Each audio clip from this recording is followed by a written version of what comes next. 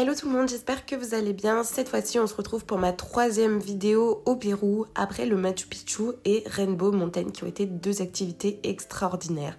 Les paysages au Pérou sont magnifiques et la ville de Cusco vous permet de faire énormément d'activités, comme encore une fois je le répète et je le répétais dans mes précédentes vidéos, vous pouvez faire du trekking. Pour ma part, j'ai pris directement mon tour sur Viator avec le breakfast de compris et le matin on partait de 4h à 4h du matin de la Plaza de Armas. J'en ai eu que pour 22 €, 23 €, quelque chose comme ça. Franchement, ce n'était pas cher et ça valait le détour. Donc là, on se retrouve au Humantay Lake, 4200 mètres d'altitude, et il se situe à proximité d'une montagne qui s'appelle bien sûr Humantay et qui est perchée à 5473 mètres d'altitude. Vous avez également la plus grande montagne là que vous voyez juste derrière avec de la neige qui, elle, se trouve à 6270 mètres d'altitude et ce qui s'appelle Salcantay. On retrouve également ce nom dans beaucoup de treks justement au Pérou. Et ça s'appelle Salcantay Trek, justement.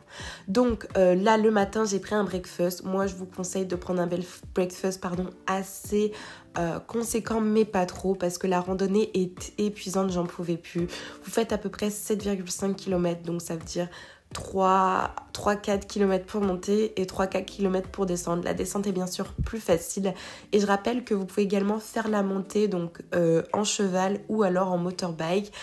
Pour ma part, je l'ai fait en randonnée parce que bien sûr il n'y a pas d'autres frais, alors que si vous prenez le cheval ou le motorbike, vous avez des frais annexes et en plus ça vous permet de faire du sport en vacances.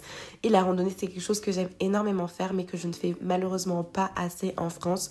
Et en plus, après cette galère, cette randonnée très difficile où j'ai eu encore le mal d'altitude, enfin je dirais pas le mal d'altitude cette fois-ci, c'était plutôt les vertiges parce que j'ai pas eu de symptômes du tout du mal d'altitude comme j'ai pu avoir par exemple au Rainbow Mountain où j'avais des douleurs à la tête qui étaient vraiment insupportable.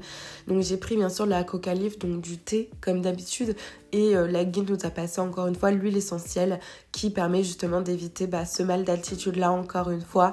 Donc il y avait quelques touristes quand même malgré tout, donc on se trouvait au mois de juin, il faisait 20 degrés quand même avec du soleil, donc comme vous voyez j'étais en t-shirt, bien sûr parce qu'en altitude vous faites de l'exercice donc vous avez forcément chaud, et en plus de ça on avait de la chance, il faisait un ciel bleu tout le long de mon voyage, donc c'est ma quatrième destination, voire mon quatrième stop en Amérique latine sur ces 3 semaines et demie.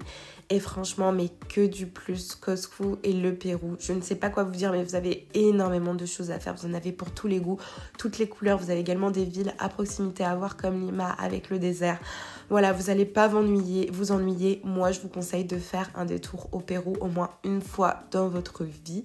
Et comme d'habitude, donc si vous avez des questions, n'hésitez pas à les poser en commentaire. Donc là, après cette journée, donc on est rentré vers 18-19 h directement à la Plaza de Armas à Cusco, vu que c'était un peu the place to be partout. Quand on faisait des tours justement à Cusco, et le soir, donc j'étais dans un restaurant sur la place. C'était pas le meilleur restaurant de ma vie, donc je vais pas forcément vous donner l'adresse. Mais c'était bien de finir sur cette petite note-là et place à ma nouvelle destination.